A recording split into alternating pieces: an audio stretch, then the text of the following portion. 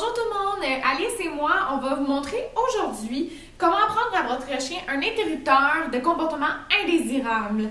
Mais qu'est-ce qu'un interrupteur de comportement? Mais en fait, c'est un bruit ou un mot qui est positif et qui va remplacer votre mot « non ». Qu'est-ce que tu fais là? Mauvaise fille! Avec un ton de voix vraiment très négatif pour le chien. Donc, ce qu'on veut, c'est que ça soit positif. Pourquoi on ne veut pas utiliser trop souvent le non pour faire en sorte que notre chien arrête de mâchouiller, par exemple, nos meubles? Eh bien, parce que le non n'apprend pas au chien quoi faire. Ça va juste le surprendre ou lui faire peur.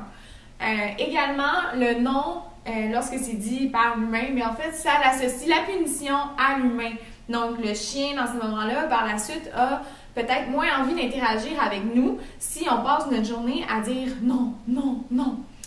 Donc, le but, c'est vraiment de démontrer au chien qu'est-ce qu'il devrait faire et lui apprendre à la place. Donc, on y va, on vous montre comment faire.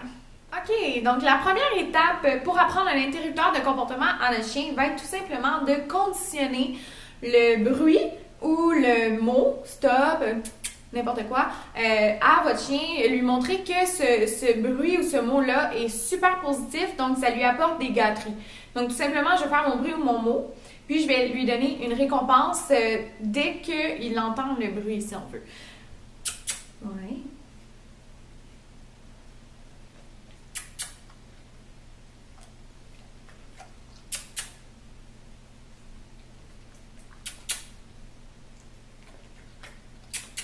Good. On fait ça quand même quelques fois et éventuellement, donc la deuxième étape, ça va être de demander à notre chien un contact visuel. Donc, vous allez faire le même bruit et attendre que votre chien vous regarde. Si vous ne regarde pas, on peut l'attirer d'une autre façon avec d'autres bruits de notre bouche pour s'assurer qu'il le fasse. Mais dès qu'il nous regarde, on dit bravo ou yes ou bon chien ou on va cliquer avec notre clicker et on va récompenser. Yes. Yes. Yes. Yes.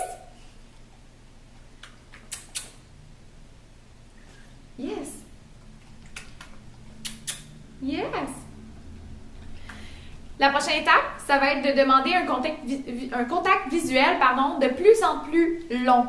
Donc, on veut rajouter un peu de la durée parce que vous allez pouvoir l'utiliser dans plusieurs contextes, même si vous croisez, par exemple, un chien et que votre chien peut être réactif dans ces moments-ci. Donc, d'obtenir son contact visuel de plus en plus longtemps peut être assez bénéfique. Yes! Yes! Yes!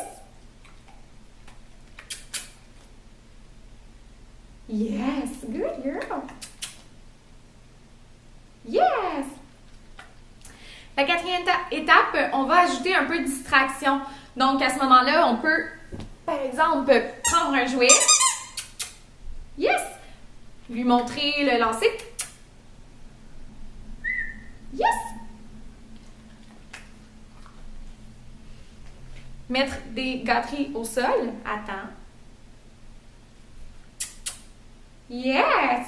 Donc, ce genre de distraction-là, on pourrait aller jusqu'à lancer le jouet doucement, mais que le chien n'y aille pas, ou tout simplement énoncer notre mot interrupteur de comportement pour que le chien revienne vers nous. Yes! Donc, c'est tout simplement. C'est vraiment facile. Il va falloir pratiquer, évidemment, avec plusieurs distractions à plusieurs moments. Lorsque votre chien suit une piste, par exemple, yes! Pendant qu'ils sont en train de sentir au sol, pendant qu'ils jouent avec d'autres chiens. Donc, pratiquez-le dans diverses situations et vous allez voir que vous allez avoir un bon interrupteur de comportement vraiment positif et amusant pour votre chien. Yes!